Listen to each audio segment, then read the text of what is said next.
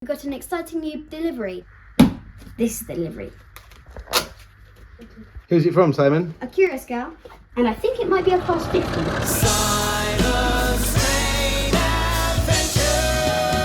Sound 50021.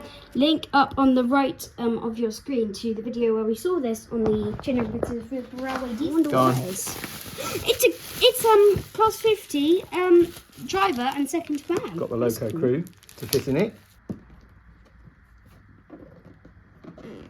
I think we can run it with the Mark 1s as well, can't we? Oh, network rail class 50. Nice. It's all the paperwork. 016 is in the picture. Yeah, it's coming. So we've got some documents there. Yeah, I think this is operating and caring for your Accurascale model. So let's see, we probably have, yes, nice exploded diagram here. Everyone loves an exploded diagram.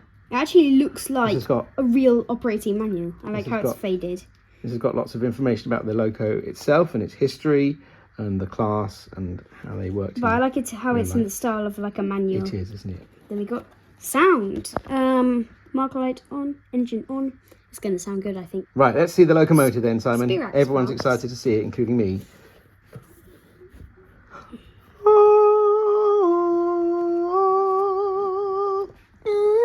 That logo.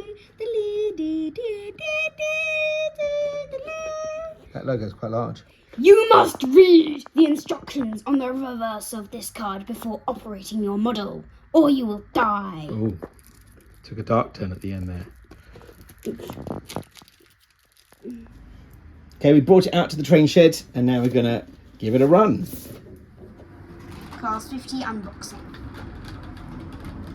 I don't know why they put this extra plastic sleeve over. It keeps it extra And well the foam. protected. There's a bit of foam there, packaging. Etched name plates in this Number seal bag plates. here. You've also got your detail pack with ploughs and cables and extra bits and pieces. Oh, look at this. It is magnificent. Thank you, Simon. That's great. I'm just going to lift it straight onto this section of track here I've got prepared for it. Well, we've got it on the track and it's looking absolutely beautiful, so I think it's time to run it.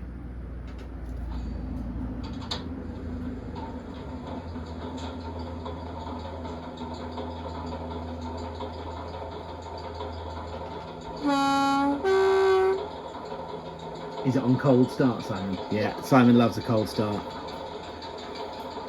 It's a very hot day for a cold start in our train shed. Yeah. It's not too hot at the moment. Whoa! It's taking now.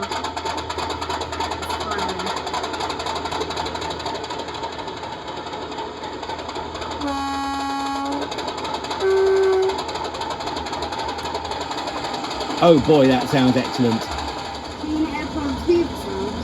Brilliant. That sounds good. Right, why don't you just drive it, Simon? Put it on the front of the coaches and we'll take it for a run.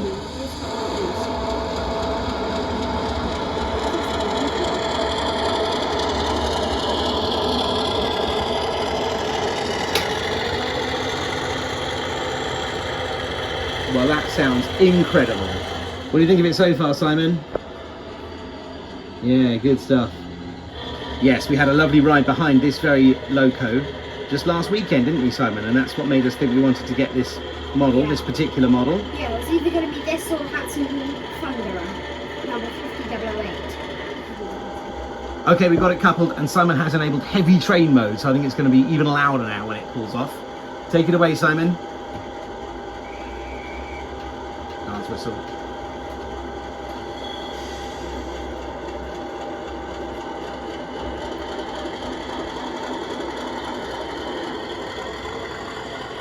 Oh, wow.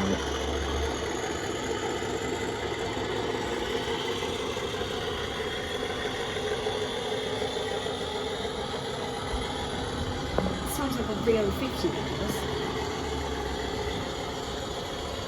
This is scaled up 50, scaled down 50. Brilliant. You like it, Simon?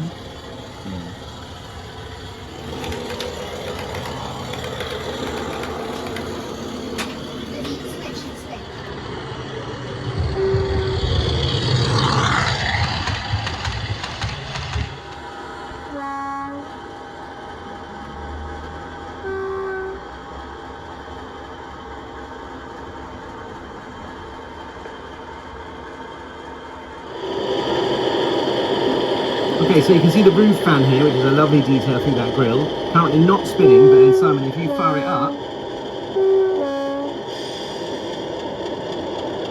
I'm going to track it round until...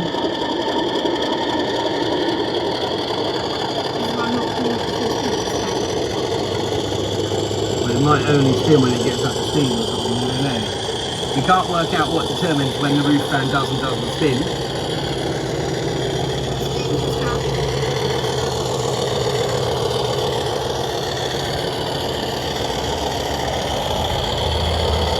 There it goes.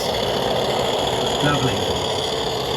What an amazing detail to have that spinning around inside that grill. Fantastic.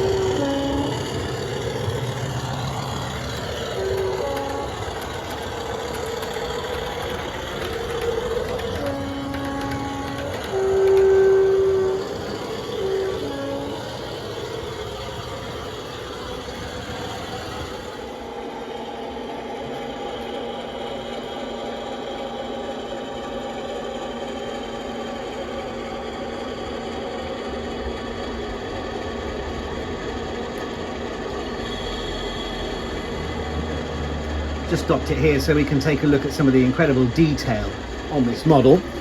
We've already shown you the roof fan and how that moves, but we're going to take a few close-ups of it now and look at some of the parts.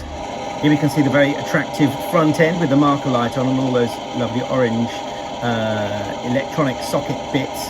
And Simon, are there cab lights on this? Oh, let's see. Yeah, look at that. And I don't know, we haven't fitted the loco crew yet, but you can see all the detail there.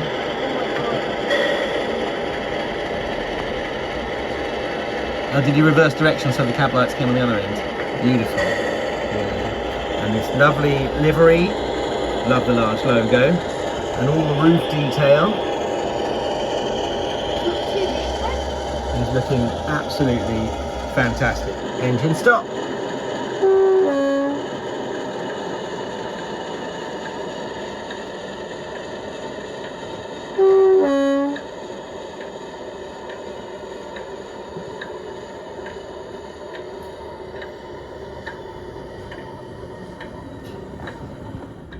I've got the Class 50 on the workbench and I'm going to attempt to fit the locomotive crew. And before I attempt this, I'm going to take a good look at the instructions, which has got an excellent bit on the back about removing the body, although it seems to be the similar process to all the other Accurascale diesels I've done, in that there's 4 little clips that need to be removed. Over it goes.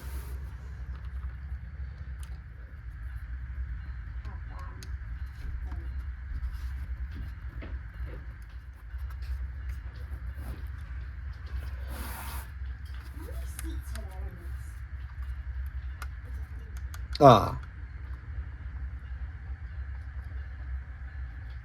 there are chains connecting the bogies to the body shell. That would have been nice for the instructions to warn me about that. The instructions don't mention it, but you do need to remove the bogie chain. So I've done this one, and they seem to just pull out.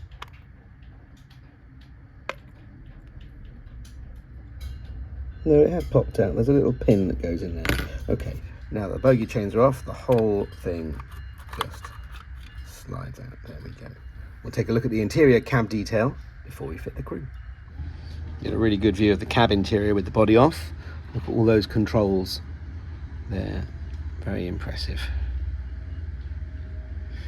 You can see the big Accurascale speaker in the middle here and the decoder, and then similar cab detail on the other end.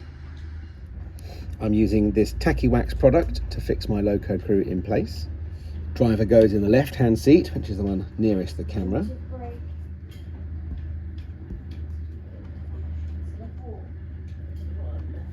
There he is, and he's got his hand right on the handle there. These are designed specifically for this loco and they fit really nicely. I've got my second man there, here. He's reading a newspaper. There he is. He goes on the right hand side. The second man in this, that's what he's doing.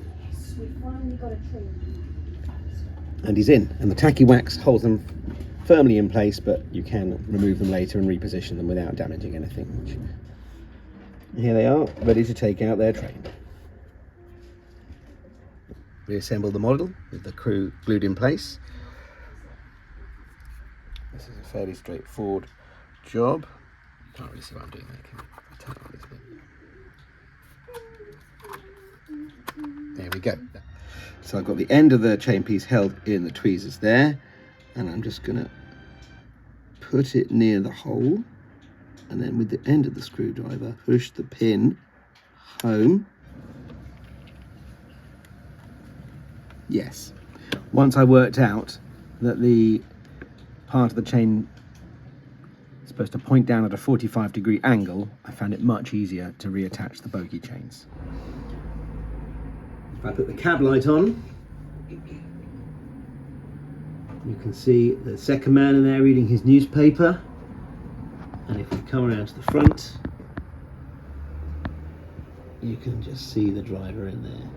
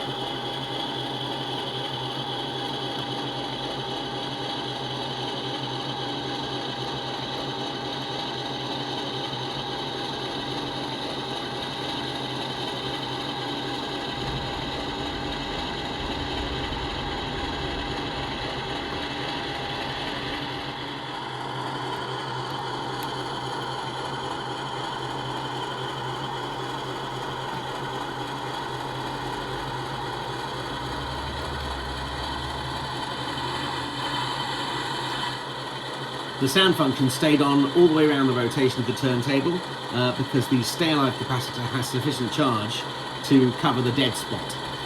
That's great. Not all our locomotives manage that, but I'm really pleased that this one does.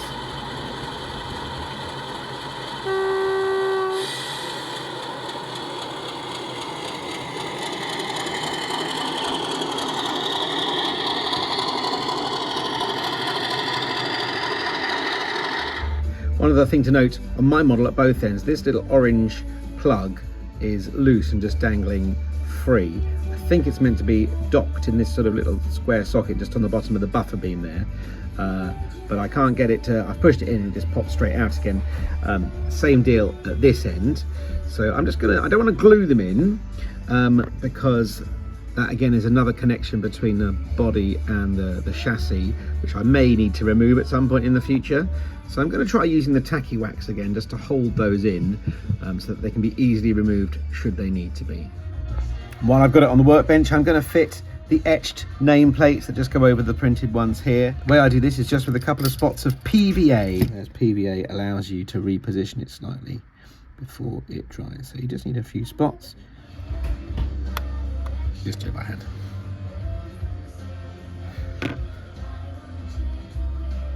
I'm happy with that. I'm going to leave that to dry and then turn it over to the other side.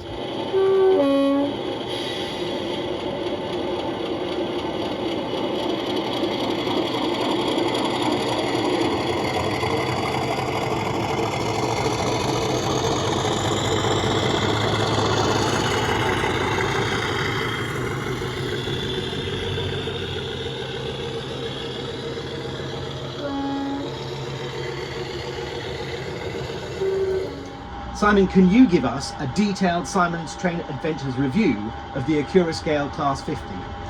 Delicious!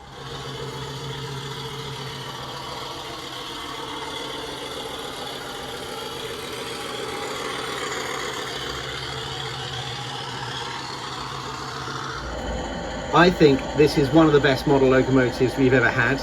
The detail is incredible. It seems to run really well and reliably, straight out of the box.